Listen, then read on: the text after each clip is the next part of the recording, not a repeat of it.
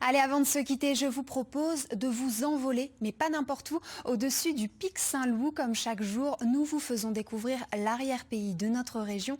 Jean-Michel Escafre et Nicolas Chataille vous proposent ce midi d'embarquer dans un planeur. Regardez. Au nord de Montpellier, le pic Saint-Loup, c'est un peu le mont Fuji des Montpelliérains. Il y a des dizaines et des dizaines de sentiers de rando. Et ce que j'ai remarqué, c'est que la plupart des promeneurs ont souvent les yeux tournés vers le ciel. Vous savez pourquoi? Regardez bien, regardez, il y a un balai incessant de planeurs. La raison est simple, il y a tout près du pic Saint-Loup, à Saint-Martin-de-Londres, une école où l'on apprend à piloter les planeurs. Je vous y emmène. L'histoire raconte qu'ici, en 1955, un pilote a eu une panne de moteur. Mais il a pu surfer sur le vent et atterrir. Depuis, un club de vol à voile a posé ses ailes au même endroit. À Saint-Martin-de-Londres, le Mistral et la Tramontane jouent des coudes. Aujourd'hui, il y a du vent de nord-nord-nord-ouest. On voit bien que c'est plutôt le Mistral qui domine. Donc intéressant pour nous. On va faire du vol d'altitude aujourd'hui. Mais avant d'effectuer ce vol longue distance, il faut sortir l'oiseau géant de son nid. Et là, c'est une tâche d'envergure. Nous sommes dans le plus grand club de vol à voile d'Occitanie. 23 planeurs et autant d'instructeurs, tous bénévoles. Ici, le seul avion à moteur, c'est le remorqueur. Effectivement, il faut un remorqueur pour mettre les planeurs en l'air et sans cet appareil-là, c'est pas possible. Toute la journée, vous décollez, vous atterrissez? Oui, mais c'est un plaisir aussi. On fait ça bénévolement et c'est un grand plaisir pour le pilote d'être remorqué, puis pour le remorqueur de remorquer. Ceci dit, le remorqueur est 9 fois sur 10 un pilote de planeur.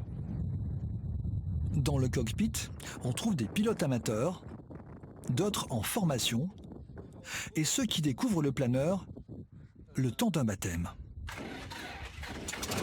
Particularité de ce club de vol à voile, le décollage est garanti tous les jours, sauf en cas de pluie, parce que les conditions aérologiques sont exceptionnelles. Pour nous, le pic Saint-Loup, c'est l'entrée des Cévennes, c'est le premier relief des Cévennes. Donc c'est non seulement joli en termes de paysage, mais pour nous, d'un point de vue planeur, on va dire, on vole tous les jours grâce à lui. On a toujours un petit peu de vent ici, Mistral, Tramontane, où on a de la brise marine qui rentre dans l'après-midi. Et ce pic Saint-Loup, il vient créer une vague, soit côté sud, soit côté nord, et on vient surfer cette vague-là toute l'après-midi.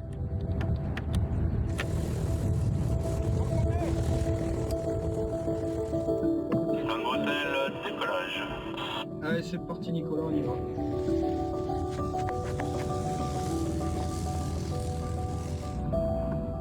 Ce jour-là, les rafales secouent un peu, surtout pour un baptême. Une fois détaché du remorqueur, le pilote, à l'arrière du cockpit, utilise les courants ascendants pour gagner de l'altitude. Et si le paysage invite à la rêverie, un pilote de planeur reste attentif. Il doit prendre une décision par minute. C'est des choix, il faut choisir, il faut décider, je vais là plutôt que là. Et puis si ça marche pas là, qu'est-ce que je fais? Et où est-ce que je suis susceptible de me poser? Ça, c'est la principale question. Le moteur du planeur, c'est la tête du pilote. Le pic, le Oscar uniforme est en vent arrière pour la piste 30. Le train est fixe et on prendra la piste 30 droite. La plupart des planeurs survolent le département, mais quelques pilotes choisissent la distance. Du pic Saint-Loup, on rayonne à 300 km de là. Le record est de 1000 km, un aller-retour jusqu'en Italie.